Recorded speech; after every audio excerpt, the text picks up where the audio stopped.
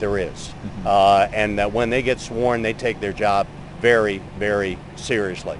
Doesn't mean it's not hard to stay awake during some of the testimony, even during a short trial. But that's why you have closing argument, where the lawyers on both sides are going to explain what's significant about the testimony that took place. And then that's why you've got closed deliberations for the 12 jurors to be able to speak to one another about what they recall and what they think is significant in the case. You know, there really is a rhythm about these trials, and when you come back to a Monday after a 2-day break, and we had some very emotional testimony on Friday from Shayna Citron, which in all probability you probably saw if you were interested enough to be watching the trial on a Monday morning like this in Decatur, Georgia. In all probability you followed what happened on Friday. Do you try to kind of reset your points when the jury comes back on Monday? Is it sort of trying to get everybody acclimated and back toward the focus of the trial? Well, it does go in rhythms, and if you've had exciting testimony, I mean, there are times you're going to have boring testimony. And as a result of that, you may try and follow, if you can, exciting testimony with some boring testimony, because you got to get it in at some point. You also have some witnesses like law enforcement, whether it be the police, whether it be the FBI, whom you have more control over, if you will, than some of your lay witnesses who may be less available depending upon their circumstances. We've had a number of your colleagues, different defense attorneys, former district attorneys, also with me over the course of the last few weeks, and a subject that always has garnered a lot of spirited response is whether you would put Andrea Sneiderman on the trial, on the witness stand. Do you have any thoughts about that? What's your own personal opinion? Would you do that at this point? Yeah, I would not, but defense lawyers split 50-50 on that proposition. Yeah. Because once you put your client on the stand, the first question is, do you need to? Has the state established its case? Once you put your client on the stand, you have no control over your client under cross-examination. And what changes is this. Instead of the case being about beyond reasonable doubt and whether the state has proved it, it's simply a question of whether the jury believes the defendant when they're on the stand. Nobody likes to be lied to. And if the jurors believe that they're being lied to about anything during what will be hours of cross-examination, then they'll convict. You take beyond a reasonable doubt and you throw it out the window. It doesn't matter anymore. Really? If they think they're being lied to, they're going to convict. Well, I think the one thing that we learned from the Hemi Newman trial now is, as we sit here many months later, when you think about the Newman trial, if you followed it at all, you probably think less about Hemi Newman and more about Andrea Sneiderman. If anything, she showed her attorneys that maybe she is not hardwired to sit in a chair like that and face a jury. There are some witnesses, some attorneys, some television anchors that simply are likable or are not likable, and in her case, she seemed to stir the pot against her. Well, one of the reasons that we have the right to assert a Fifth Amendment privilege and not testify and not have that mentioned during the course of the trial and where the jury cannot consider that fact is some of us, even when we're telling the truth, would appear to be lying. And some people, even when they're lying, appear to be telling the truth. Some people are simply unlikable. There may be some people on the jury who simply don't like the defendant.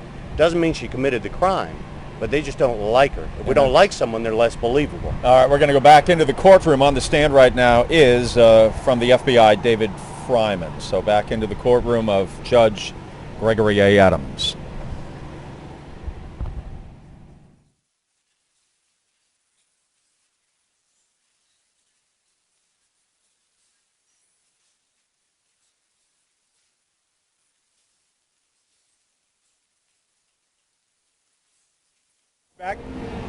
Well, that's called premature. That's called throwing to the courtroom when they are still immersed in this break. And we don't have any ability to hear any of the audio unless I reach down here and turn this up. So we're going to turn up this volume box. So when we hear the volume, as you do wherever you may be watching, is when we'll throw back into the courtroom. And it should be momentarily with Mr. Fryman already on the stand. I was going to follow up with one comment. Is the last decision you typically make as a defense lawyer is whether you put your client on the stand. You may prepare your client fully, but then reach the decision that the to either put them on or not put them on, depending upon whether you're dead in the water, whether you absolutely need to, or whether you've got a good argument that the state has simply failed to prove their case against your client. Well, at this point, Mr. Clegg and Mr. Morgan, seemingly, and this is my non-legal mind speaking, they would not need to put her on the stand from anything that we've heard so far. That may change, but at least on this Monday morning, we haven't heard anything to that yet. Mm-hmm. All right, we are in the middle of a break right now, and this is expected to go along all this week and next week. The 13 counts of perjury that stand against Andrea Sneiderman. The murder charges were dropped a couple of Fridays ago, and that surprised some people. But this case, as we have said repeatedly over the course of the last week, is a case of obstruction and perjury, not about murder, yet it sure feels like a murder case. If the only thing missing is the medical evidence is about the only thing missing from this trial. Well, there may be a bit of a disconnect for the jury on that right now, because what they're hearing is about a murder trial, but what the charges are is perjury or obstruction. And so it may be a little challenging for them to make a shift later on when we get to the point of closing arguments and instructions to the jury and deliberations, of focusing on whether or not the woman made false statements, whether or not she obstructed the investigation by not giving up the name or identity or suspicion having to do with the shooter. So it's going to be a bit of a challenge for them at the end of refocusing. What do you think is the most important point at this juncture of this trial? Is it establishing the timeline or the whole issue of infidelity, which remains somewhat ambiguous through all of this? Well, I think it's the timeline, because the infidelity, first of all, I think that's been established, or it's been established sufficiently that there was some level of a relationship from the testimony that's been given. And that's not so critical as the timeline, because members of the jury themselves may have either had some kind of relationship outside of their marriage or know of good friends or family members who have done so. That doesn't mean that someone is involved in shooting their spouse. So I think the timeline of when the defendant knew certain things for certain, and then what she said relative to that, to witnesses who come forward and testify about that and who have already done so, is going to be the critical component for them to show that, for the state to show that when she made a statement, it wasn't a mistake, it was a knowing, intentional lie for a purpose. All right, Tom Beaver, thank you very much. Back into the courtroom. No premature notion here. We're all set to go. Yes. And what specifically did you identify, what specifically did you examine as it related to a BlackBerry telephone? I actually reviewed the image of the memory from the BlackBerry itself. And do you recall, or do you know the phone number of the BlackBerry that you identified? I would have, I know it's 404. I don't remember the next three, but I know it's 1931 is, I believe, the last four. 1931 are the last four digits? Yes, ma'am. One second, let me go off the record for a minute. Brad, would you assist the media person and his assistant so they can do whatever they need to do with the audio? I'm going to resume the trial, but if you have your assistant to work with Brad to get whatever audio signal you need, I will allow that. I'm not going to stop the trial for that. We're back on the record, Kelly. You may continue. Thank you. May I approach the witness? You may. And Mr. Future, approaching the witness with exhibit number 68. 68. Agent Farron, I have shown you what has been stipulated and amendment to evidence as State's exhibit number 68. I'm going to ask if you can refer to State's exhibit number 68, specifically the subscriber information in the first few pages, and see if that refreshes your recollection about the phone number of the BlackBerry device that you examined in connection with this case. Yes, I believe it is listed as 404-374-1931. All right. And do you know, Agent Fryman, who it is that phone number is with the subscriber information for that phone number is? It is listed as being belong to Andrea Sneiderman. Thank you. And Your Honor, just for the record, I will identify that in State's exhibit number 68, the defendant's phone number is stipulated as having stipulated, is it stipulated between you and the defense prior to joining the issue, or is it something deeper? Yeah, this is just a stipulation as to authenticity of State's Exhibit 68.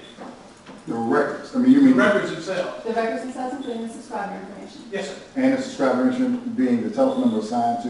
And the your defendant. time. All right. That's Thank the you. stipulation. Thank you, Your Honor. You're welcome. And tell the jurors, please, about the image that you examined in connection with the BlackBerry. Your Honor, Go ahead. they keep jumping up. I'm going to object again. I don't believe that this gentleman ever physically examined the BlackBerry itself. If at anything, he examined an image, and we're not at the point where there's been a proper foundation laid to show the authenticity of what it is that he looked at. I'm saying response. Your Honor, I have another witness who will follow this witness who will establish more of the chain of custody, so I can call him out of order if necessary, but for scheduling purposes, it was, I'd ask that the agent be continued to testify, given that my representation that will make up the chain of custody issues. Well, what I'm going to do, I'm going to over the objection based upon representation. It will be linked up, but if it's not linked up, if I sustain the objection, I may have to voice this testimony. I I understand. That's the objection. It's noted. I'm going to let it continue based on that representation. It's going to be linked up going forward. Okay, thank you, Your Honor. So, Agent Fryman, you were telling the jurors about specifically what it was that you examined. Correct. And I did respond that I looked at the image that was obtained from the actual memory of the phone. Okay, and what's the difference between the image of the memory of the phone and the actual phone itself? Nothing in specifics as to the data that is maintained on it. Let's back up for a second. Tell the jurors in a simple way that I think we'll be able to understand. How is it that you image a device like a BlackBerry? You just crack it open? What do you do? Okay, so with specifics to this BlackBerry, we were asked to assist in trying to obtain the data on it, and because I am cell phone certified and have been entered as an expert as well, and all the training, normally, in a normal process, I could have done that myself. In obtaining an image from the beginning to the end, hook it up to a device, there's a lot of commercial products that we vet to ensure that it is correct as well, and industry standard approved tools that do that. And basically, again, as I stated before, creating an image is basically going from the very beginning, from the very first bit or block, if you will, of the device, and going through and replicating it over to an image from the raw data or from the memory itself. Specifically to this, the reason why I was unable to do the imaging part of it or create the image was because this phone was specifically locked with a password. So we had to send it off to our headquarters, which in turn was able to pull the chip or the memory itself and then create the image from there. Let me ask you, Agent Fryman, did you yourself or at your direction did someone send the physical BlackBerry phone to the other, your colleague, as you described, to image the phone? Correct. Okay, and then was that image then sent back and you examined that? Is that what your testimony is? So what had happened was once the image was completed, a report was created, industry standard report, breaking the phone up into the different categories that normal people would see, call logs and text messages, emails, things of that nature that was able to be pulled from the actual memory. And then when that all was returned, I reviewed it for consistency. And what was the result of your review for consistency? First of all, that specific model I looked up just to make sure, but that because every single phone is different, but that particular model, the exact image size that was created met the image size that would be for that memory that was maintained in that device itself. Okay. And there was other items that go with it, a SIM card that would show to connect to a tower and things of that nature. There was an SD card or memory that extra memory for user data that they could put on their own stuff if they wanted or whatever. But again, the basic phone out of the box comes with a certain memory, and all the items were imaged and or reviewed at that time.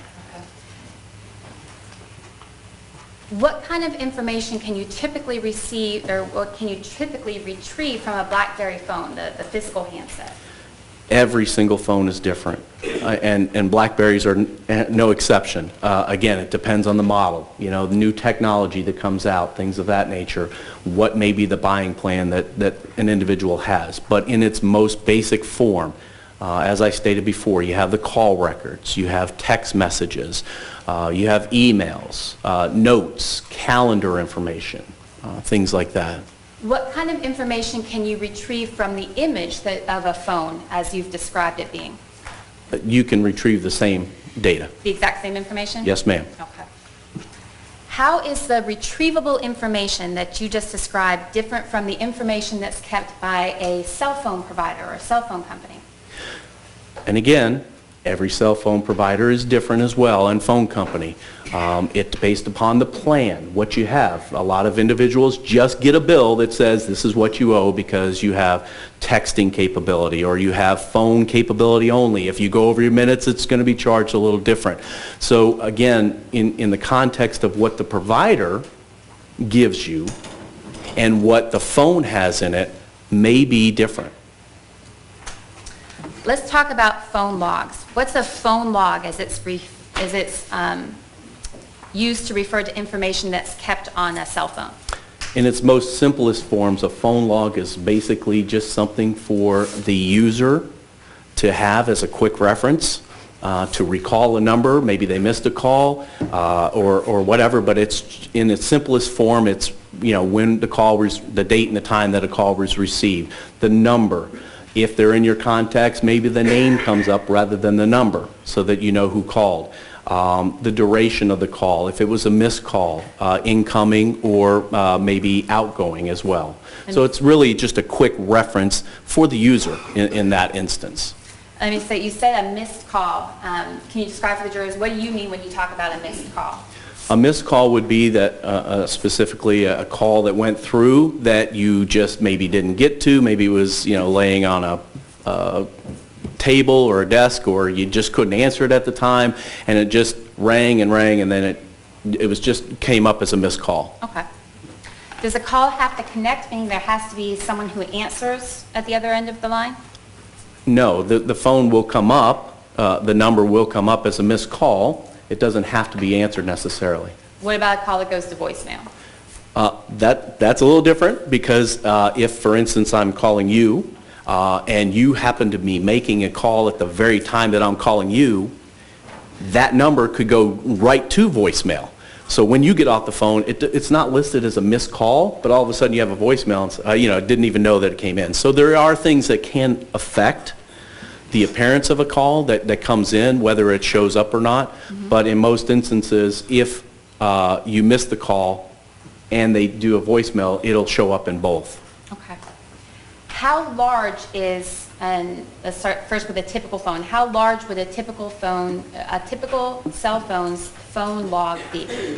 It depends. It depends on the service provider as far as how much room and memory that they have. I mean, in again, its most basic form, text is very small. It does not take up a lot of room. When a phone is able to send pictures, it's a different type of a message that's sent. If it sends emails or back and forth with emails, now you're taking up more potential of the storage capability. But in the simplest forms of text and such with missed calls and all, it's just a real simple line. It doesn't take up a lot. So really it's dependent on what the provider or manufacturer even sets. Okay, how about what specifically was the type of BlackBerry phone that the defendant had in? The model? The model. I believe it was the 9700. Okay. And how large is the call log for a BlackBerry 9700? I know it's over 100. Okay, so calls. that means that if I'm understanding you correctly, the 100 last calls that were received prior to the time of your examination would typically show up on the phone log. Is that right? Yeah, you mean would it show up if I had 101 calls, then it would drop one? In this specific model, it's over 100, so I'm not sure where the drop-off would be specifically to the BlackBerry. I know that for the iPhone specifically, they set the arbitrary number of 100. It doesn't matter, last 100 calls, and then they just roll off. You don't see it as the user, and most cases you don't care about the 100th call, especially if it's a continuous call that you always get, friends or family or whatever. Okay, So, and but I'm sorry, and we're talking about calls made, right? calls incoming, outgoing, Yeah. and missed, they're all under the same logging parameters, so 100 total. Okay, For the iPhone. for the iPhone. Yes, And ma'am. for the BlackBerry in particular, you said at least 100? I know that there was over 100 reported back, specifically with dates and times and reported durations and things of that nature. Okay, that was my next question. Did you determine how many calls were in Andrea Sneiderman's BlackBerry call log at the time the image was created? I would have to look at the report itself to give a definitive answer, but I would, I know it's over 100. May I approach the witness? You may. Agent Fryman, I'm handing you what I will mark as State's Exhibit number 72 for identification purposes. For purposes of the record, it's State Stamp page 8957 through 8959. I'm going to ask you just to look at that and see if that will refresh your recollection.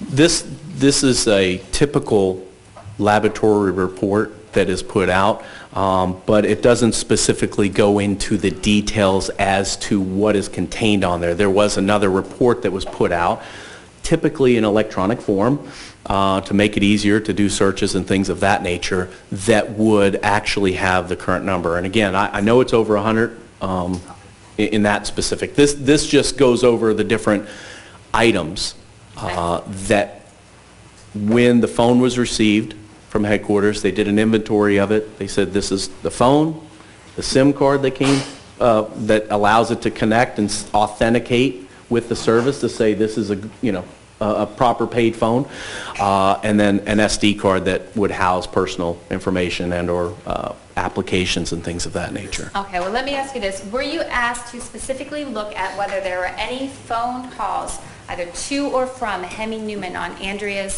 Sneiderman's BlackBerry at the time it was examined? At the time that I reviewed the data, yes. Okay. And were there any calls to or from Hemi Newman reflected in the defendant's call log on her BlackBerry phone? I believe there was one. Remember the date when that was? September, I believe, 30th Does of that 2010, sorry. Just- Okay. Does that mean, Agent Fryman, that there were no calls between Andrea Sneiderman and Hemi Newman that she placed or received from her BlackBerry phone after September 2010? No. Okay, what does that mean? It just means that they were no longer current in the human readable form of the call history or the call log. How is it that calls get removed from a phone's call log? Again, it depends on the manufacturer and what is set up in the specific phone itself. Sometimes they roll out, as I said. The 101st call is gone and the next one is the newest one.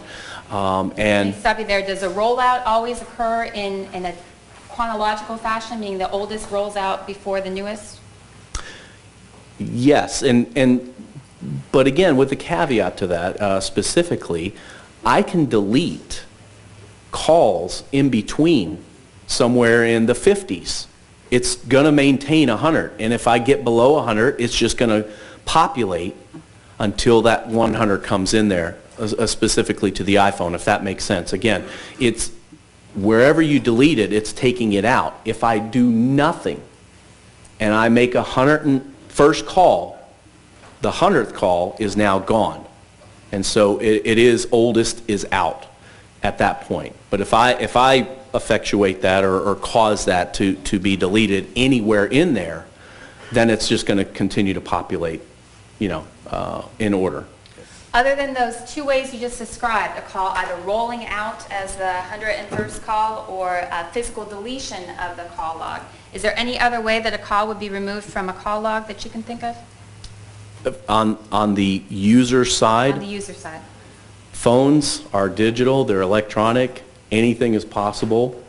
with that, and so they could have an error or whatever on the system with having something get removed. It's electronic.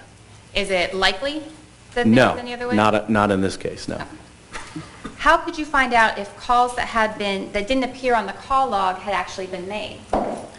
There's two ways specifically that I know of. One is the long, arduous way of going to another person that the contact or the call was through. Check their phone to see if the call is actually present there. The other way is going through the service provider. Okay, is there any way for a customer to change the cell phone provider's records to delete a call? Again, it's electronic. Anything is possible because the storage and such, but there are a lot of things that have to occur in order for an individual's phone records to be arbitrarily deleted or removed, specific. Again, prior to working on forensics, one of my jobs in the Bureau was to investigate hackers and virus writers and things like that, a lot of the digital frauds, things like that. And so we read all the time that hackers are synonymous with attacking servers and things like that, but more of, an entirety of a situation rather than a very, small individual incident or an individual. Allowing for would you call it likely or unlikely that AT&T's cell phone provider records would be hacked? Almost 17 years, I've never heard of a specific individual's call records being changed at all. Okay, so then setting aside the unlikely possibility that the phone records were somehow hacked, when I delete a call from my phone record, from my call record on my phone, does that delete AT&T's record of that call being made? No. Okay, that just deletes it where? On the user end. Okay. I want to ask you specifically about calls made or received on November 18th, 2010. Did you look for any record of calls between the defendant and Hemi Newman from November 18th, 2010? Yes. Okay. Did you look for any calls as it would have been maintained on her phone? Did you see any calls that a record of any calls that the defendant made to Hemi Newman on November 18th, 2010? No. Did you see any record on the BlackBerry the image of the BlackBerry that you analyzed of Hemi Newman calling the defendant on November 18th, 2010? No. The stipulated cell phone provider records, State's Exhibit number 68, indicate that there were 9 calls made from Andrea Sneiderman's phone to Hemi Newman's phone on the morning of November 18th, 2010, between 9:27 and 10:46 a.m.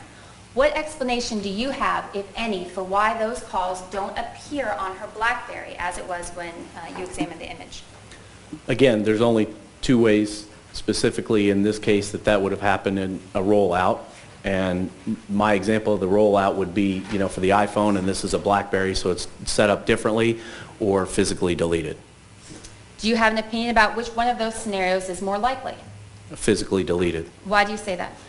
Because again, looking at the phone records in its entirety of what was recovered on the BlackBerry itself, there are calls before and there are calls after and during. So there are calls that are listed during that time period. Just no calls from Hemi Newman? Correct. No calls to Hemi Newman? Correct. There were older calls? There was one. Yes, ma'am. One. I think you that was located. That was located. Yes, ma'am. Explain to the jury what's the difference between the raw data on the phone and the data that's visible to a user on the phone. Easiest way to explain that is that unfortunately cars nowadays are almost all electronic. When we turn on the car, we see the dash, we see the miles, we see the temperature gauge, we see the tire pressure, things like that.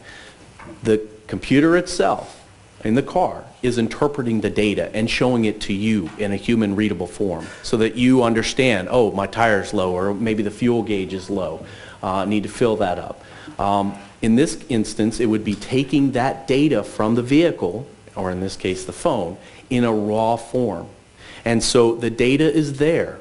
And part of our job and part of what our specifically headquarters had done in interpreting this is to find those exact markers that represent text messages, the call logs, the emails, things of that nature, and take it from the raw form and put it back into a human readable state for us to review. All right.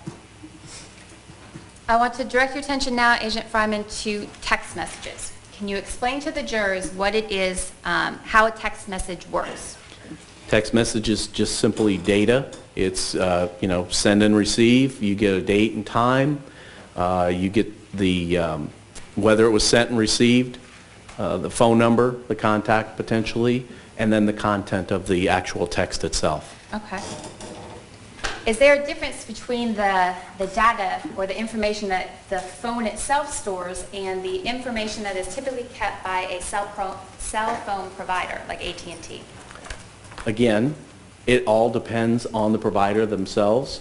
Some are, of the bigger companies may be able to maintain certain amount of data for a certain amount of time and are required by law to maintain certain amount of data for a certain amount of time.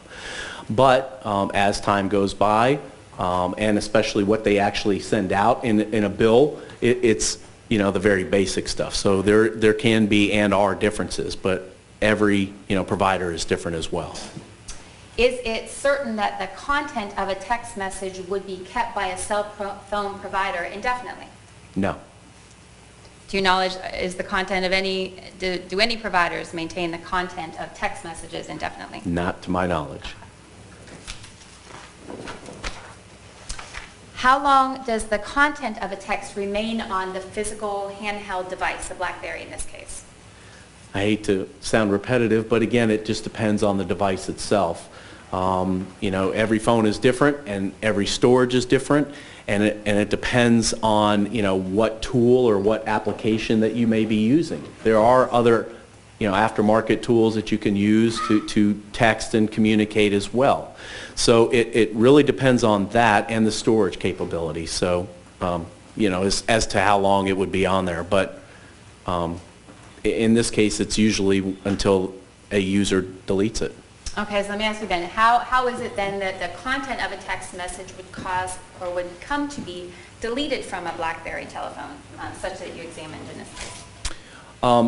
And again, just to kind of reiterate that point or bring back the iPhone example as well, because we're kind of dealing with that in this case as well, but the iPhone specifically will show you the newest image or messages, and all you have to do is say show more, show older messages, and it'll show you the later ones. So they're not deleted. They appear to be rolled out, but it's really for convenience sake. Again, most of the conversations that happen within the couple of days or whatever are the most important at the time for the user, but they can retrieve older records as well. Did you say iPhone or did you say BlackBerry? Yeah. In the iPhone, I was using that example as well, just to show the differences, and again that there's differences between specific devices, and specifically for the BlackBerry itself, you can absolutely keep it or delete it physically.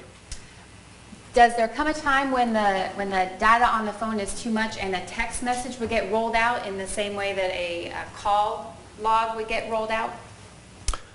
It's possible. It just depends on the manufacturer and actually how they set up the software. Again, when you're dealing with phones, especially personal phones, people's contacts are probably the most important. They don't want to lose their contacts.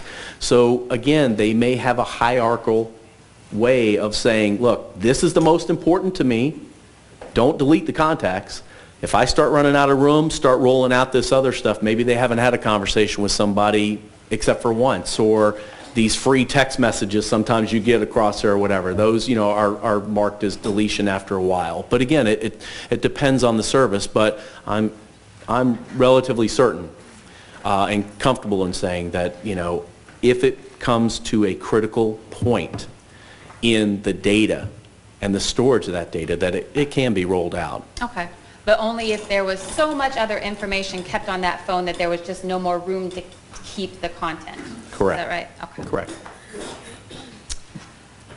All right, so rolled out, and you talked again about physically deleted. What is it to say that a text message, the content is physically deleted?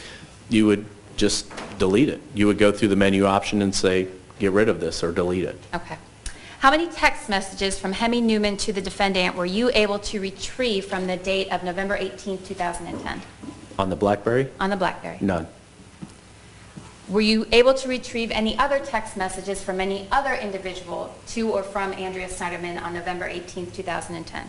There were other text messages on that date reported, yes. But none from Mr. Newman? No, ma'am. The stipulated phone records indicate 4 text messages from Hemi Newman to the defendant on November 18, 2010. Were you able to retrieve the content of any of them? I was not shown any of the text messages, so I did not personally, look for any of that content. And explain to the jurors what you mean by that. Is this going back to the raw data that you referred to earlier? Yes, ma'am. Okay, explain what that means, please. Yes, ma'am. So specifically on this, what I had done was I took the raw data, the image that was provided, and the report, and did a comparative to say, all right, I want to look to see if Hemi Newman's phone number comes up at any time through the raw data to validate as well, just to verify that we're getting everything at least in a reportable form. And what I found on that specifically is that I found the number in its entirety, not just a piece of it, not just an end part that could be a part of something else, but the entirety of his phone number in there 43 times. Looking through the report, there was reported 35 text messages that were found. One time it was located as his contact, so the number was there.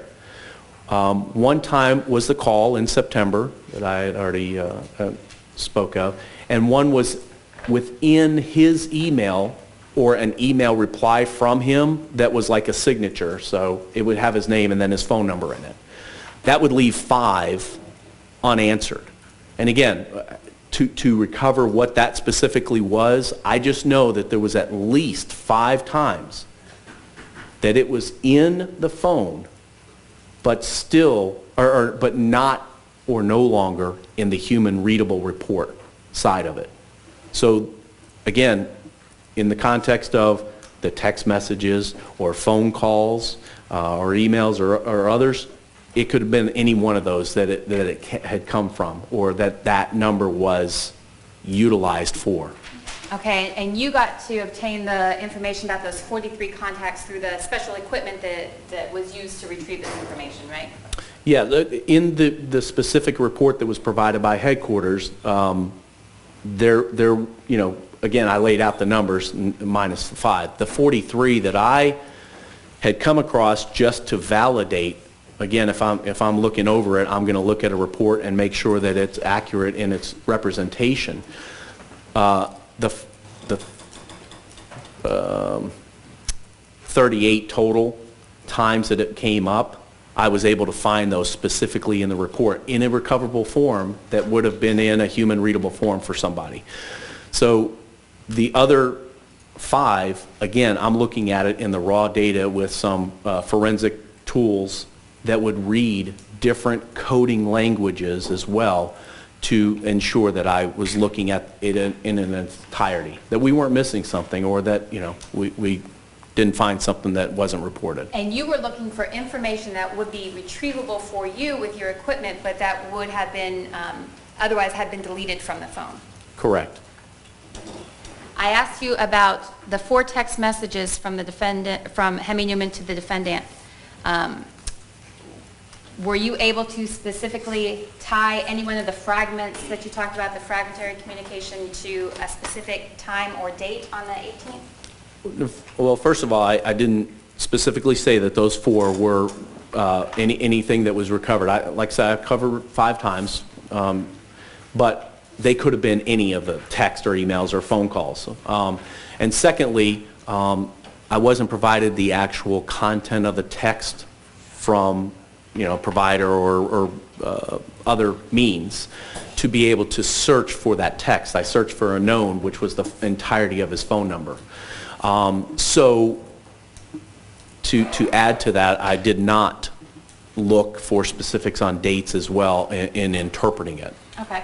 And when you say you could have searched for it if you had the content of the text, does that mean that if you had the content of the text, what the text message said, you could have looked for fragments of it? Yes. Okay.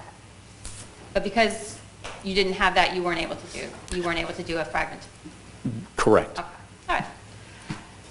The stipulated phone records, Agent Fryman, also indicate one text message from the defendant to Mr. Newman at 10:34 a.m. on November 18, 2010. Were you able to retrieve any part of that text message? No, ma'am. Not at all? Not even the record that it was sent? No, ma'am. Okay. Do you have an opinion about what happened to that message? Because, again, as I stated before, there were texts before and after during that time period, and that it was consistent, that I believe that it was physically deleted. Okay. And let me make this point, Agent Fryman, before I forget. Is there any way to determine who deleted the information from the phone? No. But based on the information or the technology as it exists today? Well, again, because this phone had a specific password lock by either the user and or the owner of the phone, then my opinion is it was either deleted by the owner or user of the phone, or someone that individual provided that information to. Okay. Is there any way to determine when a text message was deleted? No. Except for from the time it was sent or received until it was seized. So anytime in between that it would show that it was deleted, or know that it was deleted sometime between when it was sent or received and when the phone actually was seized. All right. Thank you, Agent Fryman. Does that mean no more questions? That being some more questions? All right, Mr. Petrie, he's with you. Thank you, Your Honor. Mr. Fryman, what is the default period of retaining messages or phone calls on a BlackBerry 9700? I don't know. I don't own a 9700. Isn't that kind of important? Well, again, looking at the data, there are messages all the way back, I believe, to August of that time. So August and, until the following March, I believe. So there was quite a bit of retention on there. Now, let me ask you this. It's not, you're not just telling us that the things that were deleted from the 18th on, correct? Correct. There are lots and lots of phone calls, records of phone calls and text messages that you are no longer able to see on the image that you saw, correct? What I can say is that I never got the phone records, so I don't know specifically how much, but if you're saying that this is what it was, which it looks like it appears to be, then yeah. Then Can I there. approach on? You may.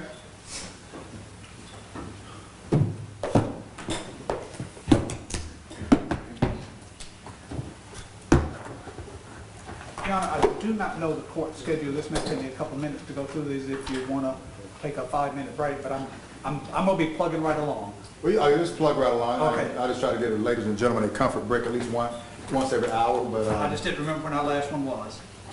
oh, I do. Yes, you do. And if they need one before then, they'll give me They a will let sign, you know. as they normally do. Or some type of motion that they need a comfort break. And as I indicated earlier, if one needs a break, it's okay.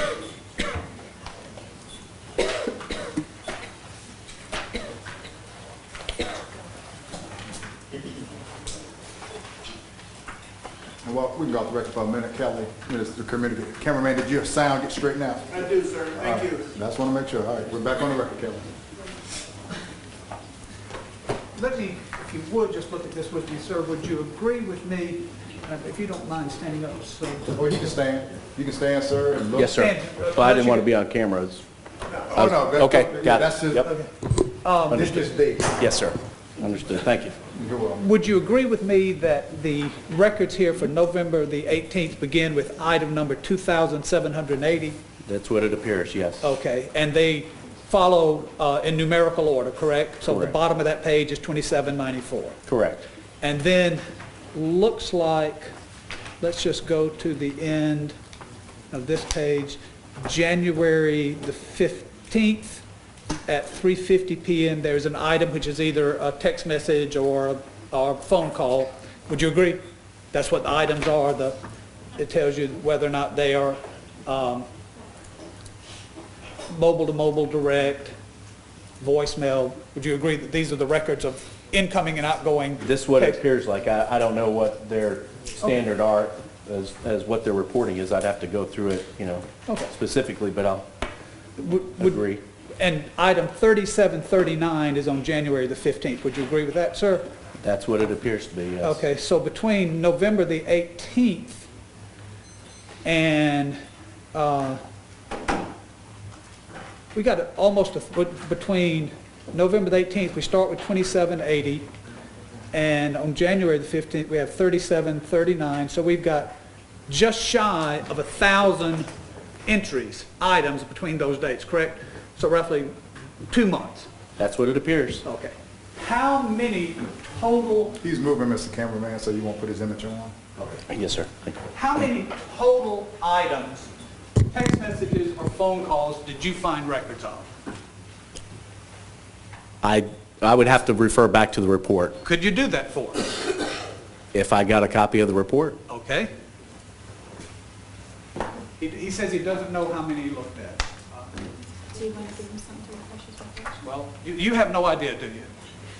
I don't. Again, I was specifically looking for contact, as I've testified earlier, between Hemi Newman and Andrea Sneiderman. Okay, but you've testified about the deletions that you believe were operator-created deletions of contacts between Hemi Newman and Andrea Sneiderman, correct? Yes. And do you not think it would be important to know in the context of how many other items were deleted from her BlackBerry, in that context, whether or not there's any importance to it? Is that not something that meant anything to you? Sure. Okay. So the question is whether that's important or not. And again, I was tasked with one specific thing. I am just now seeing this phone records log, and obviously this is more likely than not different than what the actual receiver would get or the billing cycle. They wouldn't get the text messages or anything like that. They would mostly, like I said, get the specific time of how much you've sent or how much you've talked or otherwise. Again, in saving paper or otherwise. So, but specifically to that, the memory on this specific phone, if you are familiar with a CD that plays music, okay, it's about 700 megs of space. The memory on this phone specifically is about a third of that. So, and so to be able to recover or to report specifically calls, I believe, back to August of 2010 through, I believe, when it was turned over or seized, it shows consistency of text messages, with dates, consistent dates throughout, or calls throughout, or emails in and out from those dates and times. How many phone calls did you recover totally from November the 18th from Andrea Sneiderman's phone or to her phone, regardless of to whom they were or from whom they were? I didn't look at that, to be honest with you. Did you ever compare that, whether you did it yourself or someone else gave it to you, to the actual call records to indicate how many calls she received or made that day? Again, I didn't look for that. I was looking specifically for what is related to this case and what I was asked specific to the phone number. There could have been several calls, but since I stated previously that I didn't look for that, I wouldn't compare it as well because I didn't have that either. Now, you indicated earlier, I think I understood you to say two different things. Earlier, you said that there could be the rollout or the oldest replaced by the newest, could be one reason for a call record or a text message to be deleted, correct? And I was given the example specifically. Just answer my question, yes or no, and then you can explain it, if you would, please, sir. Okay. Yes, I did explain that. Now, would you like to explain that now? Yes, thank you. Please go ahead. Sure. Yes, sir. Okay, so again, as I stated, I was giving an example because this case specifically has iPhones related to it and a BlackBerry. I was trying to distinguish between the two as to what an automatic rollout would be, because Apple specifically sets a 100 call limit in their call history. But in this case, you indicated that there can be a rollout, or it can be purposefully deleted, correct? And again, I stated that it depends on the manufacturer, the service provider themselves, the specific phone in that case. Okay, well, we're talking about a BlackBerry 9700. Yes? We're talking about AT&T Mobility. Now, does that help you figure out what manufacturer and what carrier we're talking about? No. Why not? Because every phone is different. And again, I was asked to look at the contents of the image itself and comparatively review it for the specifics in this case. So I didn't review what AT&T sets their limits to for this specific phone. So are you saying it wouldn't matter to you, or it doesn't matter because you didn't do it?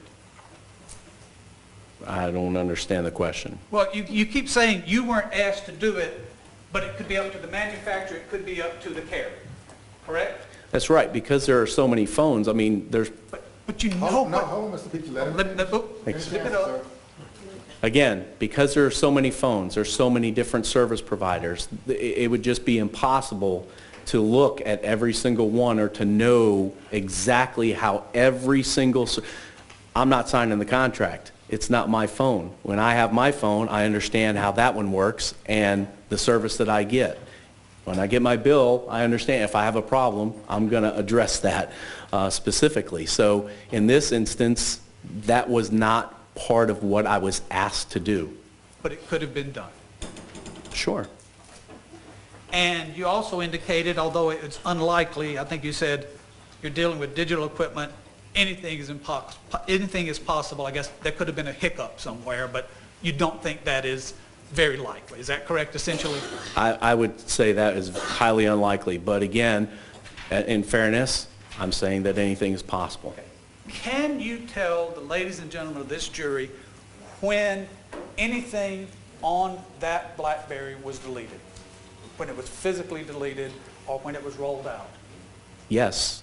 As I stated, from the time it was sent or received until it was seized, sometime in between all that time was when it was deleted. So if I understand, when you say that, so in other words, what you're telling us is that a November the 18th message could not have been deleted prior to November the 18th. If they received it on November 18th, Okay. and you're saying that it could not have been deleted in September? Right.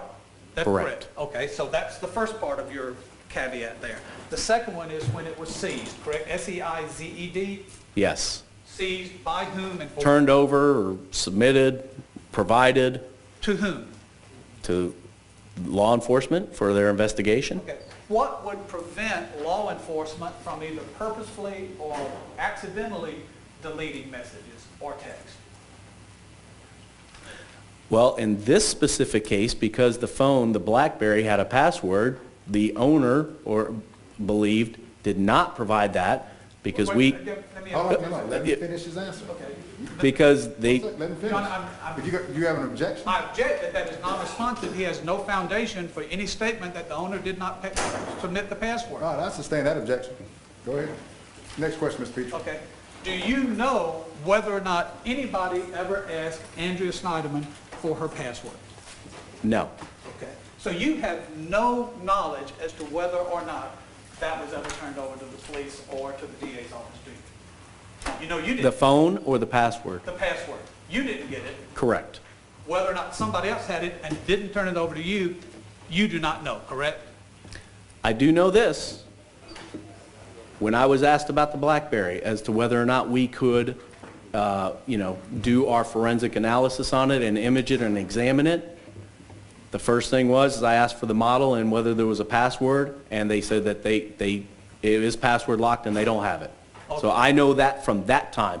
So when they obtained it or not, or whether they obtained it or not, I know when they had asked for our assistance on it, that was one of the requirements, and that is why we sent it up to our headquarters unit in order to, pull the actual memory and image it from that point. When did you physically take control of it?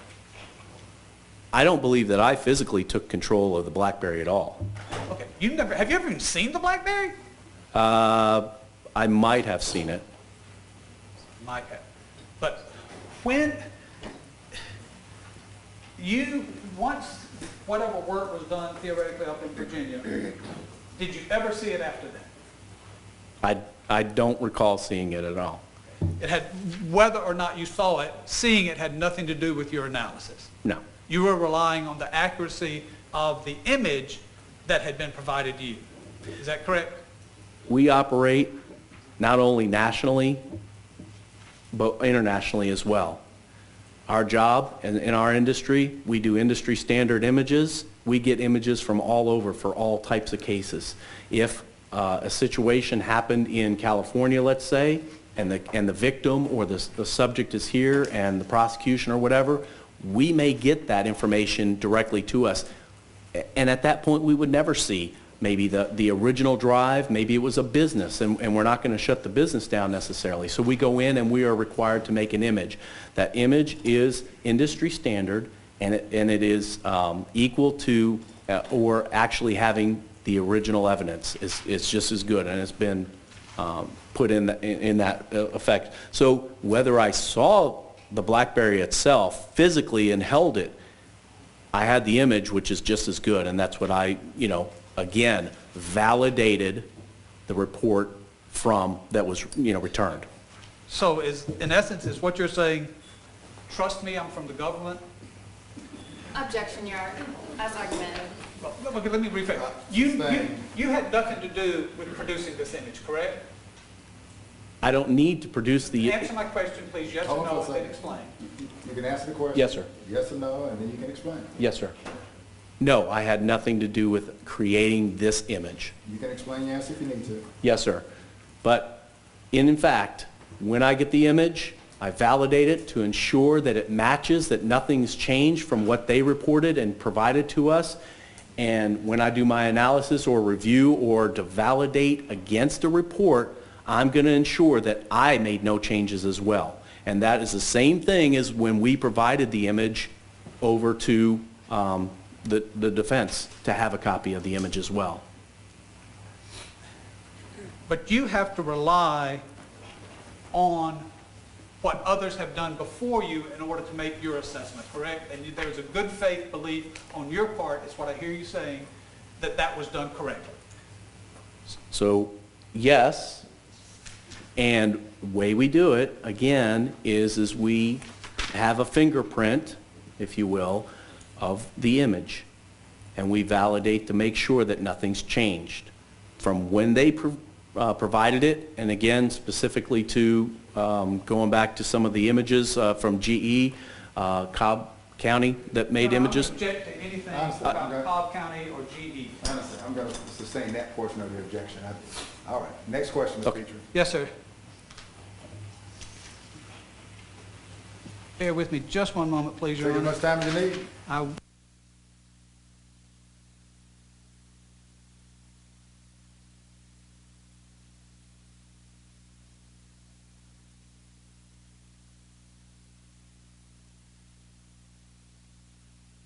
Your Honor. We're back on the record. So the fingerprint that you talked about, is that, I know with computers, they sometimes call a hash function or a hash number. Is it called the same thing for a telephone? Yes, because it's an image. Okay. And Yes, it is like this long letters and numbers that theoretically are pretty much unique in all the world, just like a super duper fingerprint. Yes. And if it's done properly, then the item of evidence that is being examined prior to being examined, it gives you or prior to the final analysis coming, it prints out or produces somehow that number or digit for you. Is that correct? What happens is the difference here specifically with cell phones and PDAs, as an example, is What's a PDA? it's a personal device data. Like an old Palm Pilot type? Sure, yes, sir. Thank you. Go ahead. Yes. Anyways, for a cell phone specifically, we have to turn them on in order to retrieve the data. So in most instances, you're at least, effectuating the boot up or when it first turns on. But in that case, we, use other techniques or standards that would protect it from sending and receiving any additional data to add to that. In this case specifically, though, the chip or the memory was pulled off and a complete image was obtained without turning it on from the time that we get it. So again, what I can say is that wherever I get it from, I can at least validate it from the time I start my analysis to say, this is what they're reporting, this is what they received from it, and then when I start, nothing's changed, and then when I'm done, I do that as well. I validate to make sure that I have not changed anything. And we always make a copy of the image first to work with the copy, not the original, because again, it's our best evidence. We don't want to, affect that as well. Can you tell us, sir, when you say that the chip was removed, is there a name for that type of process or procedure? Well, and what happens is probably the best way to explain it is like a toothbrush. You have the bristles of the brush. Some of the wiring and some of the connectors are super thin like that, but they're not flexible. They are very brittle. They can break easily. That's why you see in a huge assembly line, machines that put these together.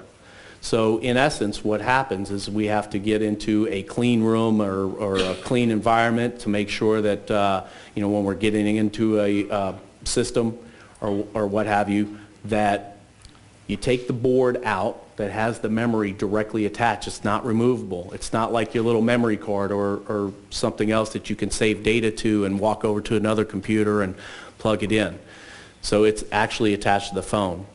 You take the board out, you turn it over, you heat up what maintains the connection to loosen it, and then take it out. It is a very arduous or very tedious process in doing that, because again, each arm or connector, if one breaks, then it could potentially ruin the entire process. And in this case, was that type of technology used? Yes. And it was used not by you, not here in Atlanta, but in another state by another agent, correct?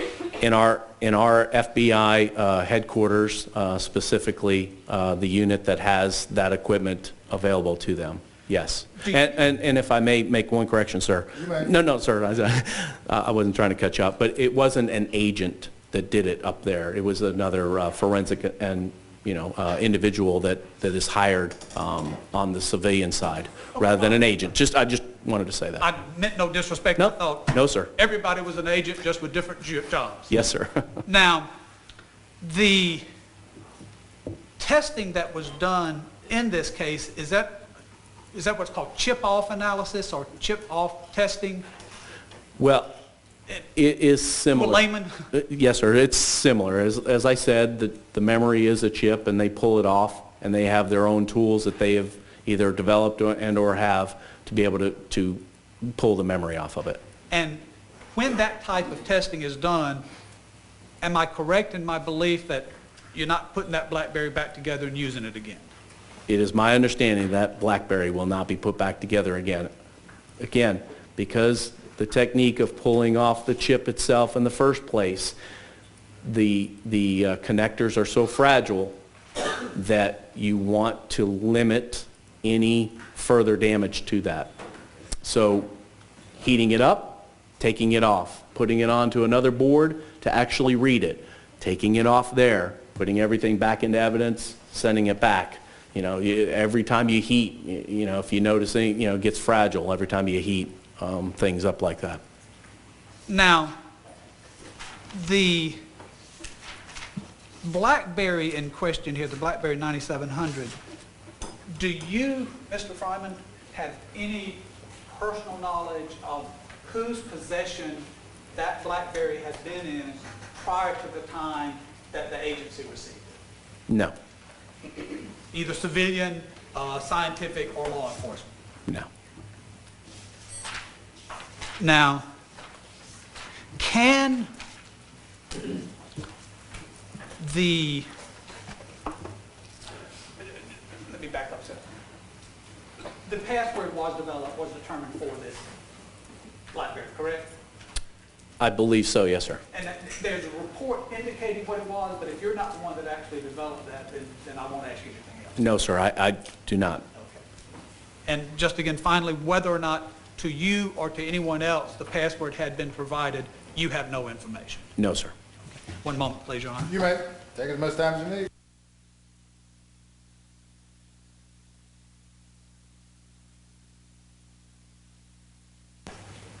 That's all I have. All right, read, you can stand and stretch, ladies and gentlemen, in the jury box. Agent Fryman? No, that's it, I'm just letting them stretch. You can come up to the podium. While you walk into the podium, they're doing, we're gonna multitask. Yes, sir. I was expecting you to come to the podium. I'm sorry, Your Honor. No problem, now they're gonna sit. Although they can listen while standing, but I wasn't giving them that. I'm sorry. Go ahead, he's with you. All right. Agent Fryman, if you had had the BlackBerry's password, how would that have changed what you did? Then in that instance, I could have done everything here locally 100%, and the data would have still remained the same. Thank you, Agent. Any recross, Mr. Petrie? No, sir. Lawyers, may this witness be released and excused, Ms. Subpoena? Yes, Your Honor, from Any the objection? from this- All right, you're free to go. Have a good day. Drive safe. Yes, sir. Call your next witness, please. Your Honor, the state calls Special Agent Chad Fitzgerald. Can his face be recorded, this person? Yes. Okay, just want to make sure we're on the same page.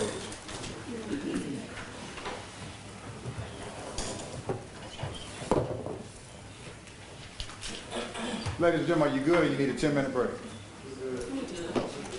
Thank you for writing that response down. Your Honor, may we approach? Come on up, lawyers.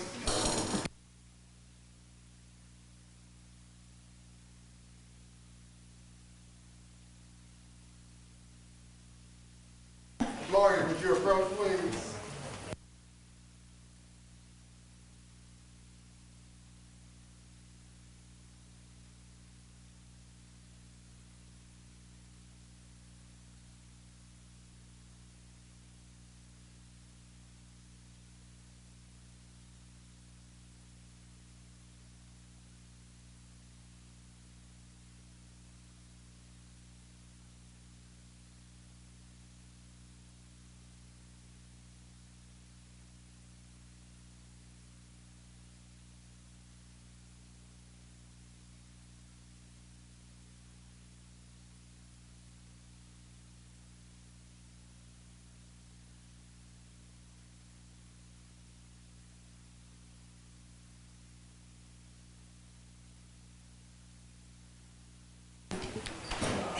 All right, we're back on the record, Kelly. Do not, if you could, do not record his image, his face image also, this special agent. All right. Come on up.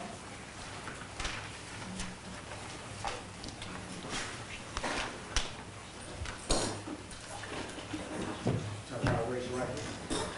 Do you solemnly swear that the testimony you shall give this court should be the truth, the whole truth, and nothing but the truth, so help you God? I do. So you will be. May be seated. Please state the spelling name for the record. Chad Fitzgerald, C-H-A-D, F-I-T-Z-G-E-R-A-L-D. And Special Agent Fitzgerald, can you explain to the jurors, please, where you are currently employed?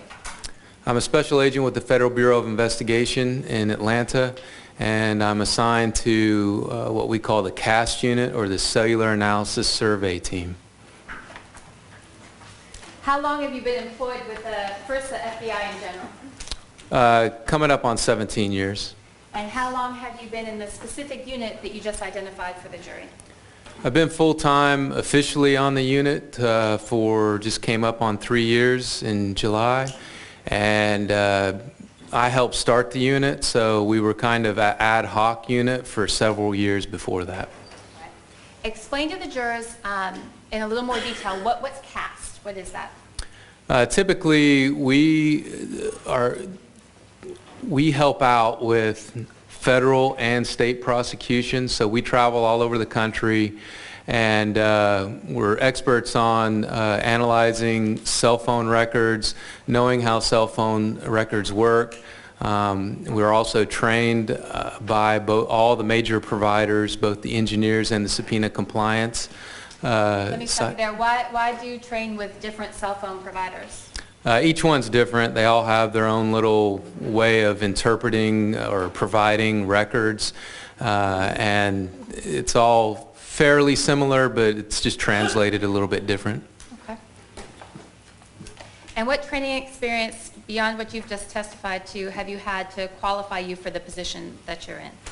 In college, I got a master's in electrical engineering, specializing in communications. And since being at the FBI, because I was kind of attracted to the cellular industry, I worked a lot of cases before I got in this unit, like fugitive cases that depended a lot on phones, where I had to analyze phones, child abductions, kidnappings, robberies.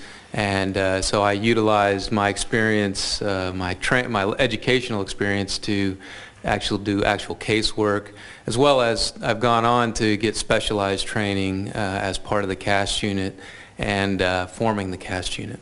All right. How many agents are currently in the CAST unit? We just certified several more about a week ago, so I think we're up to 32, give or take a few. And can you estimate for the jurors how many investigations you've done utilizing the kind of cell phone historical data that was at issue in this case? I would say it's in the thousands, but definitely in the high hundreds. My guess would be in the thousands. I mean, I look at phones every single day, and I did one this morning unrelated to this case. How many times, if you have you testified in court on the topic of historical cell phone data? I don't know the exact number, but I would guess it's definitely more than 20 times, both in state courts in different states, as well as in DeKalb and also federally. Have you ever been tendered as an expert in the field? Yes, I have. Can you approximate how many times? Every time. Every time. All right. At this time, the state would tender Agent Fitzgerald as an expert in the field of historical cell phone data interpretation. Who's witness, Mr. Petrie? No objection, Your Honor. Historical cell phone data interpretations? That's what it was. Thank you. No objection. All right. Special Agent Fitzgerald, can you explain for all of us? Okay. Can you explain for all of us what is it I'm talking about when I say historical cell phone data interpretation? So a lot of times, it's a new title for me, but a lot of times, we'll be called into a case, whether it's a child abduction or a murder case or any kind of robbery case, and they will show them what they need to request from the cell providers, or if they already have it, we will take these records and we will interpret it so that the investigators can know exactly what it means, what was recorded by the cell phone company. And we also do that, obviously, come to court so we can explain it to the jury what's happening with those records. Agent Fitzgerald, did you prepare a PowerPoint presentation at my request or in preparation for your testimony today? I did. All right. Your Honor, I have already shown the defense, and I will hand Agent Fitzgerald first State's Exhibits number 73 through 80. I'm going to ask if you can take a look at that and see if you recognize State's Exhibits number 73 through 80. Yes. How is it that you recognize those exhibits? I created it. And without telling me the content of them, can you tell me generally what it was, the information that you were conveying? So it's just it's partial of the whole presentation that I did, just explaining, number one, in general, just showing a few elements of the cellular network. as well as a sample of what the records look like, and explaining those, and also explaining how you can use those records to determine the general geographic area of a cell phone.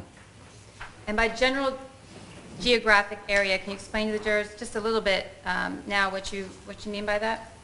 So every cell provider for every subscriber, it's not just for law enforcement or for the courts, it's every subscriber so that they can keep the quality of the call and know how much to bill you in the end, because bottom line is they need to make money. They need to know generally where your phone is. So they need to be able to deliver the call to you when a call comes in, as well as when you request to make a call, they need to know generally where you are so they can connect your call to whoever you're trying to dial. There's a record of that. So based on that record, it shows which tower and sector was utilized when you received or made that call or text. And we're looking at those records, and we can determine where that tower and sector are located within their network in the United States. Your Honor, may I push the witness? You may. Agent Fitzgerald, I'm showing you what's been marked as State's Exhibits number 81 through 91, and I'm going to ask you to take a look at those and see if you recognize those State's Exhibits. Yes, I do. What are they? Ms. Cross, I'm not sure I've got a chance to look at those yet. You showed me That's the... what I handed you a little earlier. I'm happy to, Your Honor, may I push the witness again? You may. I just look at those If real you could briefly. retrieve those so Mr. Petrie can take a look at those also. Thank you, Your Honor. Not a problem. Clear with it.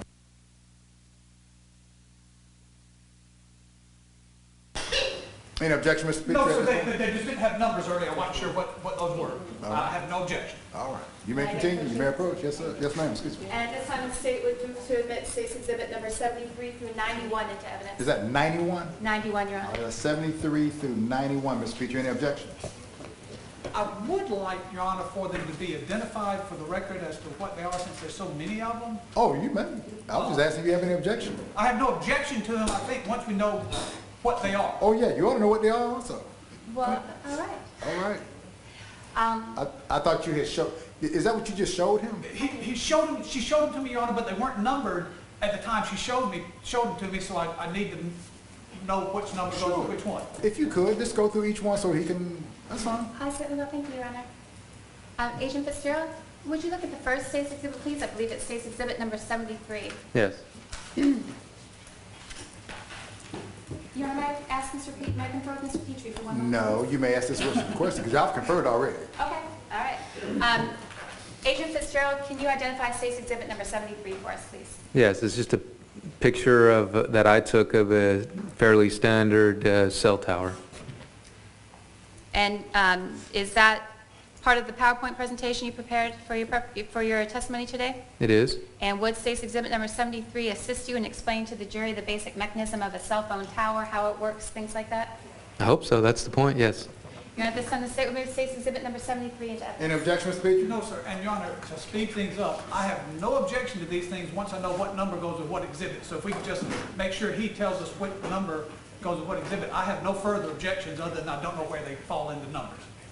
I intend makes sense. to, I intend to. I won't respond to that, Ms. Petrie. What I'm going to do, though, if it's easier, you can retrieve those items, let Mr. Petrie look at them and see the numbers, if that will assist Ms. Petrie. That's fine. All right. Thank you, Your Honor. So just May I retrieve proceed? all of them, Yes, that's sir. 73 through 91. 73 through 91. Put them in your hand and walk them across the room. I intend to do that. All right. And would you hand him the entire packet gently?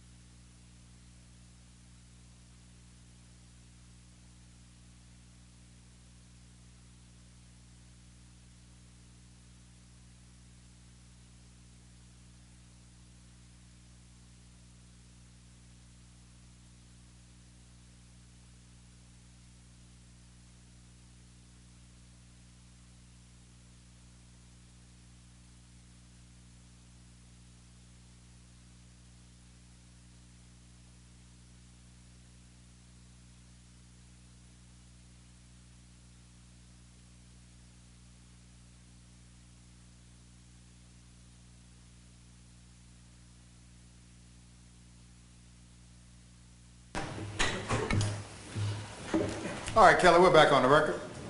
You may proceed. You may approach the witness. Thank you, Your Honor.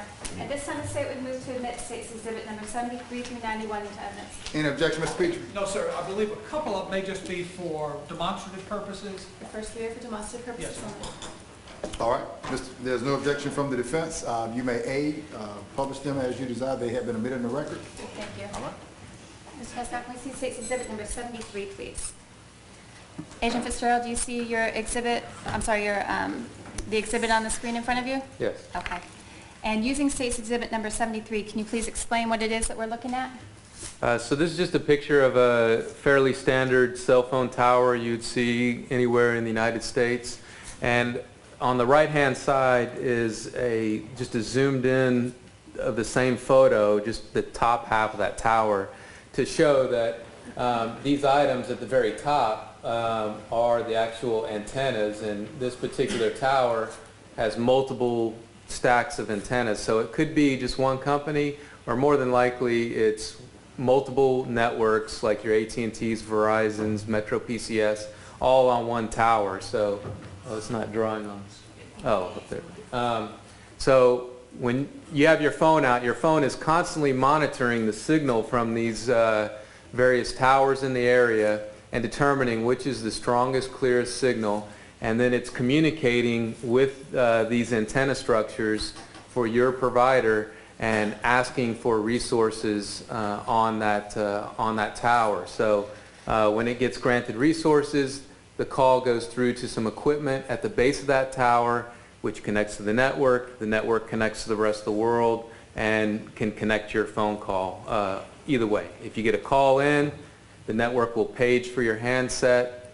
Your handset, it's just like I kind of relate it to a good student in a class. So when he wants to talk to the teacher, he's going to raise his hand. When the teacher's ready to talk to him, she says, "Johnny, what's your question?" Or if she calls on Johnny, he will then respond with the answer. So very similar in the cellular field. You've used the phrase cell tower, and then you've used the phrase cell site. Is there any difference between those two things? No, they're synonymous. I'm sorry. All right, can we move then to State's Exhibit number 74? So this is just a slide I put together to show that the different types of cell towers that can be out there. There are several companies that are hired to disguise cell towers, sometimes as the worst, tallest tree that you've ever seen in the area, or they'll paint it as side of the building. And it's just to kind of let you know that just your phone is programmed to only talk to a certain network. So if you see the tower sitting across the street from you and you're wondering why you don't have service, that doesn't mean that's necessarily the tower your phone's talking to. If it's not speaking its language, if you have a Verizon phone and it's a Metro PCS tower, it's invisible. It just doesn't exist to your handset. And sometimes you might not see the tower. It could be disguised or hidden in some kind of way. So just because you do or don't see a tower doesn't mean that's the one your phone's communicating with. Thank you. Can we see State's Exhibit number 75, please? So each network keeps track of where all of their towers are located through sometimes it's called the Base Station Almanac, the tower list. It's got several different names, but the engineers keep track of where their towers are located, and they're uniquely named and numbered. So each one has a unique name and number because, like I said, they need to know where all these resources are so they can keep the quality control on your phone so they can deliver the call or receive the call. So this is just taking that tower list and plotting it on a map. Instead of being a big stack of paper with just latitude, longitudes, and numbers, I can take that and put it on a map so that it can be seen graphically. And if I had a phone, if I was standing in this area that I've marked on the screen, my phone is going to start communicating with that tower and sector. So each tower is divided into typically 3 sectors. It's just like taking a piece of pie, dividing it equally between you and 2 friends, and just saying each of us are going to get an equal share of this pie, and you have 3 pieces of the pie.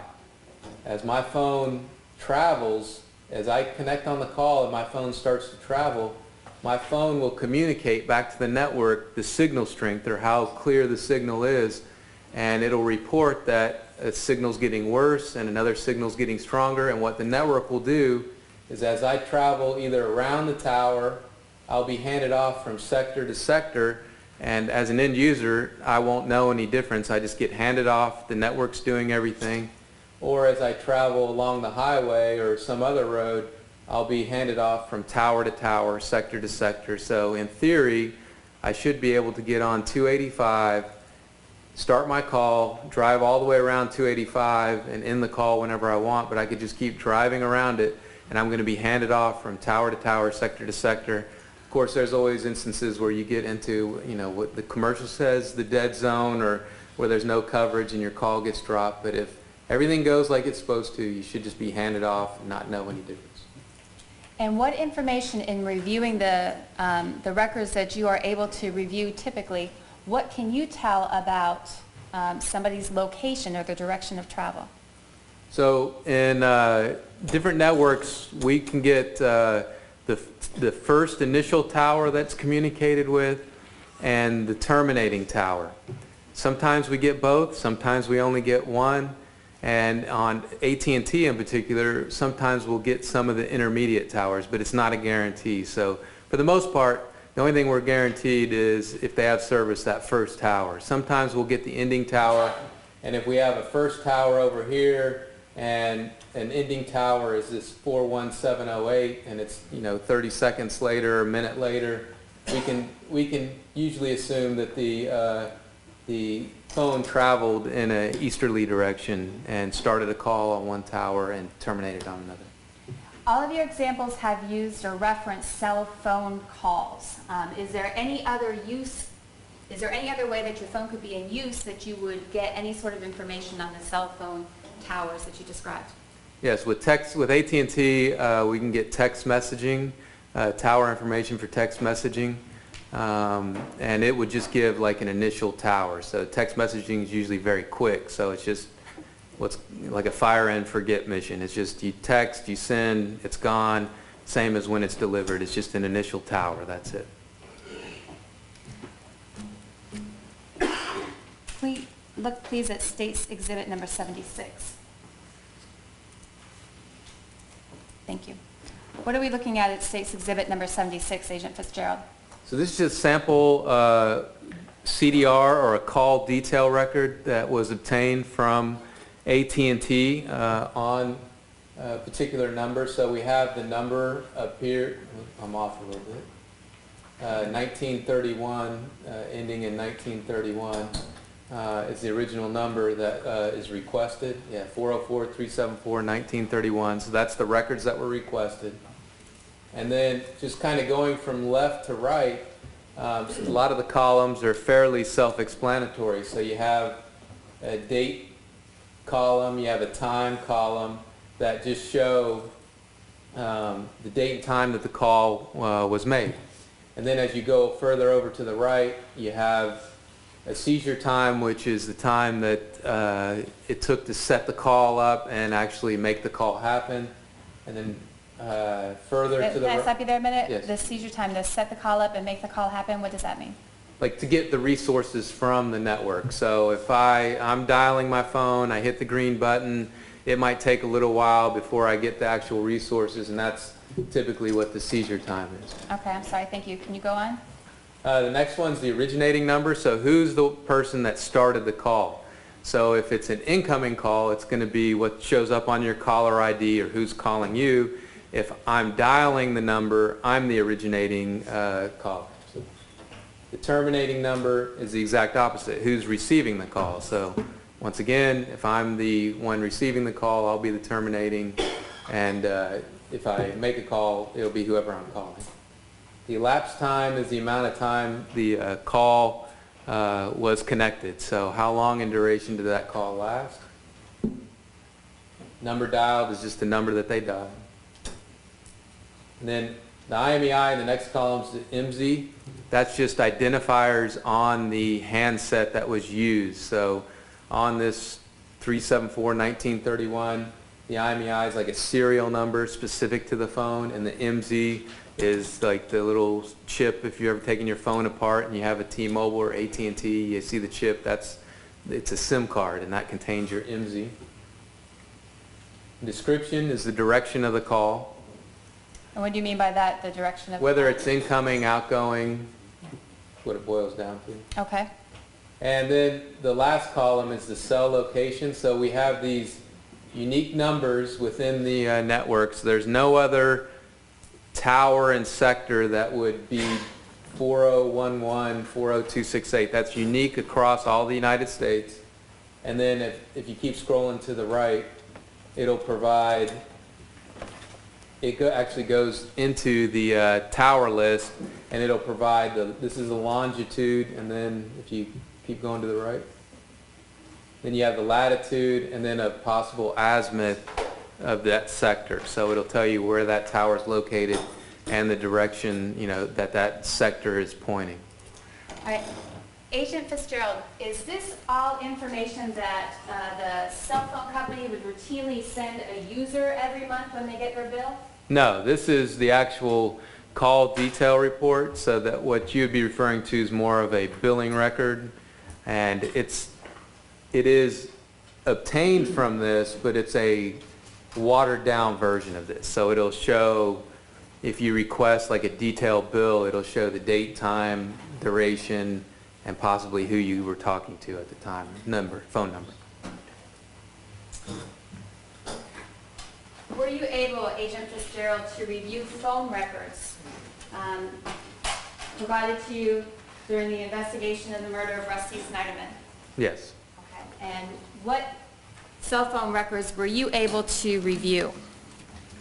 I had this particular number, the 374-1931. I also had a 404-797-3650 telephone number. Were you able to obtain subscriber information for the numbers that you reviewed? Yes. Okay, and tell the jury, what's subscriber information? I don't remember the addresses off the top of my head, but the 1931 number came back. Well, let me stop. Before you tell me about the specific ones in this case, what is it that we're talking about when we talk about subscriber information? It's just another record that the phone company keeps, and it would be whatever name is provided when that account is set up for that particular phone number. Okay, does it identify who it was that the phone belongs to or is registered to? Yes, it can be, yes. Okay. All right, and I'm sorry I interrupted you. You were telling me about the phone numbers that you reviewed in connection to this case. Yeah, so the 374-1931 came back to Andrea Sneiderman, and the 797-3650 came back to Hemi Newman.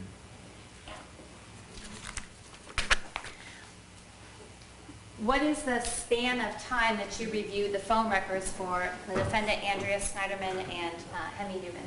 Do you recall, roughly? I believe it started in April or May of 2010 and went all the way through, definitely went through November. It might have even gone through December. Of 2010? Yes. All right. Did you direct your attention to any particular dates, without asking you what those dates are? Did you direct your attention to particular dates that were identified to you to be of interest in the case? Yes. SC State's Exhibit number 77, please. All right. Agent Fitzgerald, can you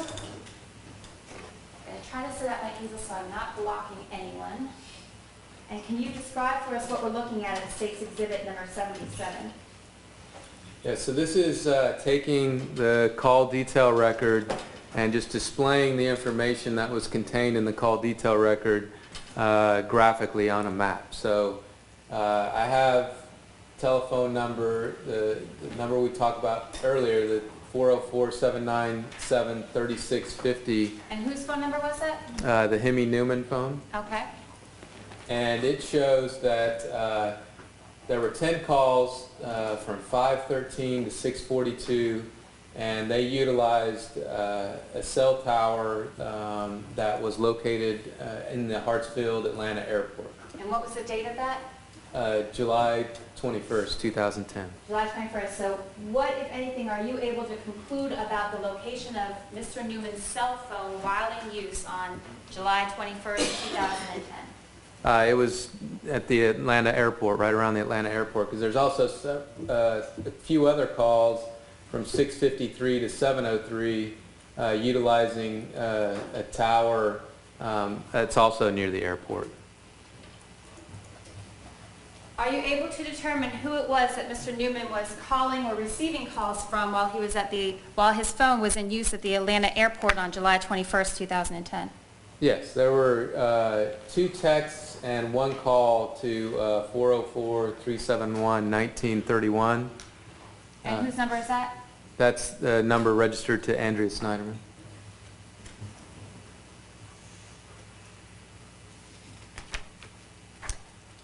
Is Andrea Sneiderman's cell phone in use at the Atlanta airport on July 21st, 2010? No. Let's move into State's Well, Exhibit. not at this time. Not at this time. Yeah. Let's move into State's Exhibit number 78. What is it, Agent Fitzgerald, that we are looking at State's Exhibit number 78? This is later in the day and Later in the day, what day? on the 21st, July 21st, 2010? 2010. And it's showing that the green dots are representing where the towers are located. So it's showing that the Sneiderman phone at 7:35 p.m. was utilizing a tower in the Longmont, Colorado area. And then At what time? 7:35 p.m. Colorado time. Colorado time? Go on.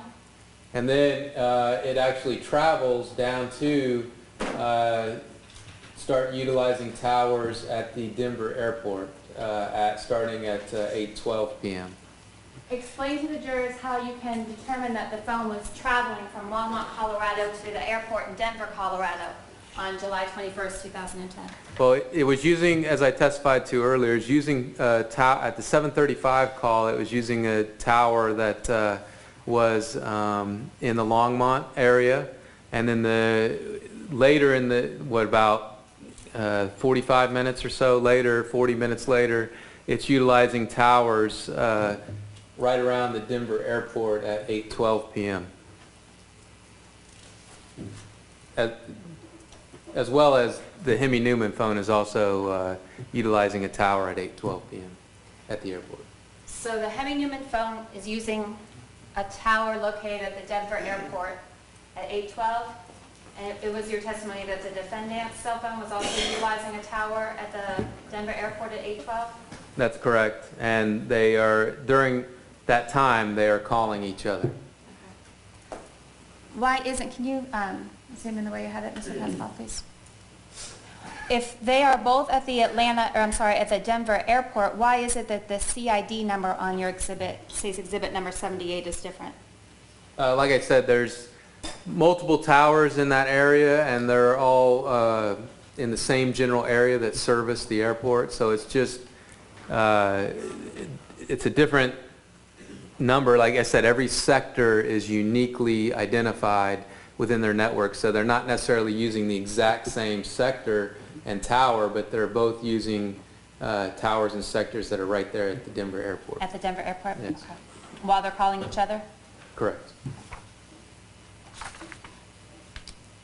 We see State's Exhibit number 79, please. Agent Fitzgerald, what is it we're looking at as State's Exhibit number 79? So I just went to July 22nd, so the next morning, and looked at what towers each phone was using. And I have both the Sneiderman phone and the Newman phone utilizing the same tower and same sector first thing in the morning. So the 1931 phone, or the Sneiderman phone, used tower 1119 What at time in the morning was that? 7:02 a.m. That's the defendant's phone? That's correct. And what about Hemi Newman's phone? It'd be at 6:25 a.m. That's Colorado time? Correct. What can you tell the jurors about the location of the individuals who were using Andrea Sneiderman's cell phone and Hemi Newman's cell phone in the early morning hours of July 22nd, 2010? They're in the same, definitely in the same general geographic area. Now, is this GPS we're talking about? Can you pinpoint somebody's address based on the information that you reviewed? No, it's just saying they're in that general area utilizing, they have to be in the footprint of that tower to be utilizing it, so both of them are within that footprint of that tower.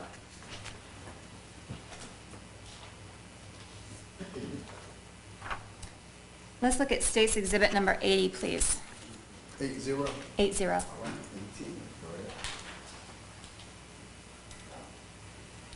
Agent Fitzgerald, what are we looking at State's Exhibit number 80?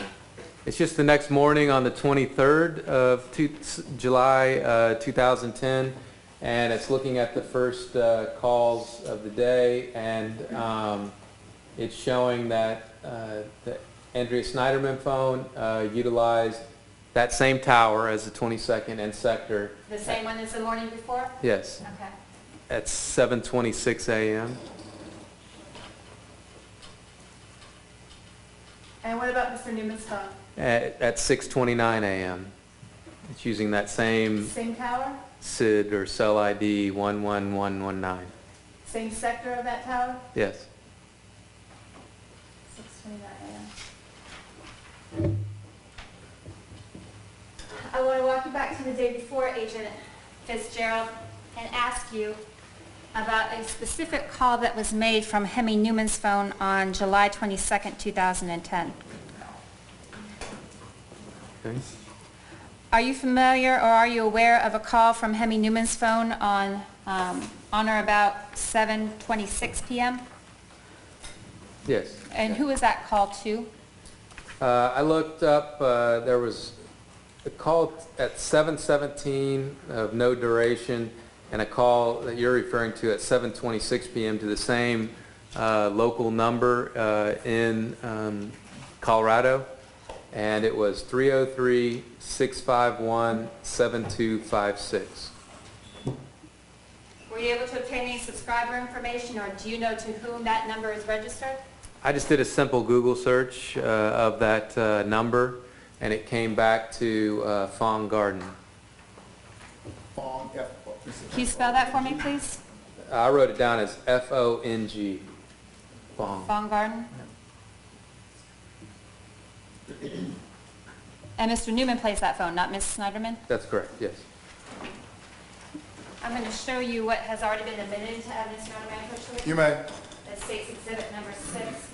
I'm going to ask you on State's Exhibit number 6 if you can identify the restaurant where the defendant, Andrea Sneiderman, expensed a meal while in Colorado.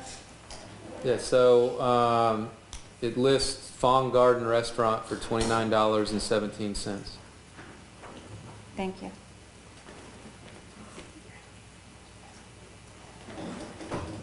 All right, ladies and gentlemen, this is, what exhibit number was that? I referred the witness to State's Exhibit number 6, I believe, but we ended on State's Exhibit number 80. Well, I know number 80, but I'm saying that one referring to Fong Garden. I was just getting a stopping point. 6. 6, Fong Garden. Yes, Okay, Your Honor. Fong Garden receipt. Okay, Fong Garden. That's the stopping point. That's it. Ladies and gentlemen, we're going to go ahead and take your midday break at this point in time. Deputy Garrett is assisting me, and we're going to pick up after we do this break. But let me give you these instructions. You're going to leave your notepads there in the jury room. Just turn them face down so no one will look at your notes but you. Do not discuss the case. I'll allow anyone to discuss the case with you. Do not remain upon the floor or once you are breaking for lunch, because I don't want you to hear anything you should not hear. Do not read or look at any media coverage pertaining to this case. Do not go upon the internet and do any research about this case. Do not blog about this case while it is ongoing. Do not go to any location that may have been made reference to or attempt to go to any location that may have been made reference to. All the evidence will come to you in the form of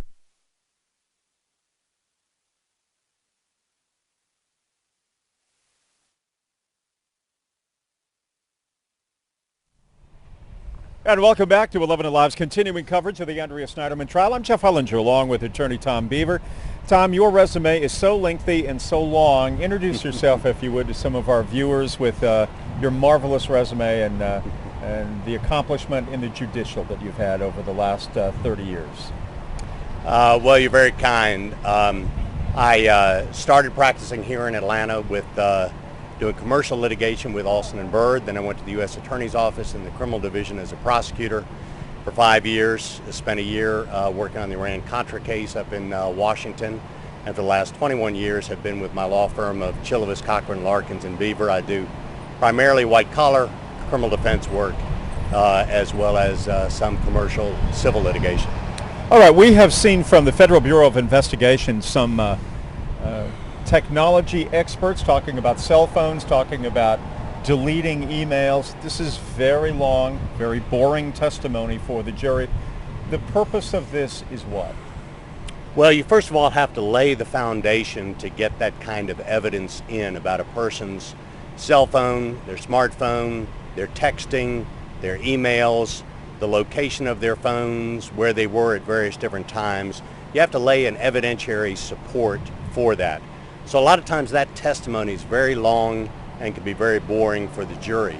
However, it's critical in a case like this, both because I suspect what they will be showing is a combination of the pattern of communications between the defendant and Hemi Newman, both before and at the time of the shooting and immediately afterwards, to show a spike in the communications, if you will.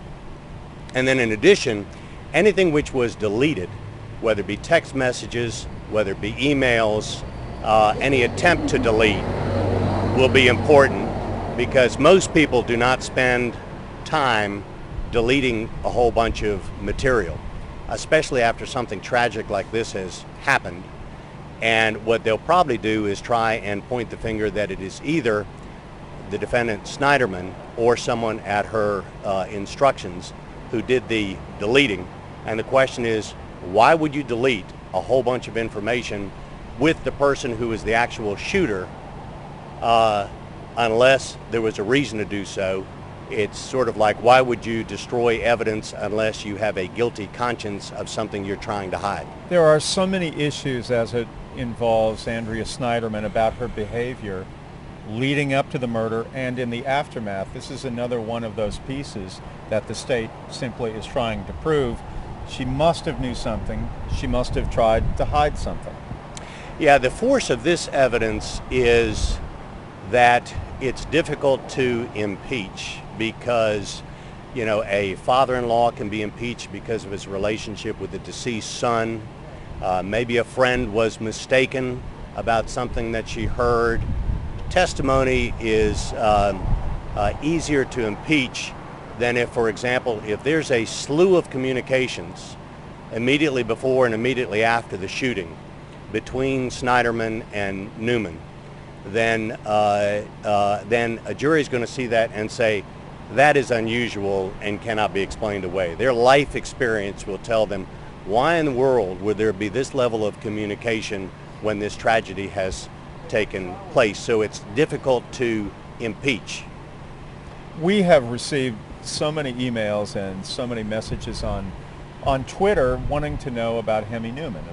I mean, could he be called to the stand? And the answer to that has been, well, that's not going to happen. But as you and I were talking, it could happen. If the state would see fit to call him as a witness, that could happen. Yeah, the state could. My understanding from what one of his two attorneys, Bob Rubin, has said publicly or to the media is that he will not be taking the stand. I suspect the reason that the state would not call him is that he was found guilty but insane, and therefore he'd be readily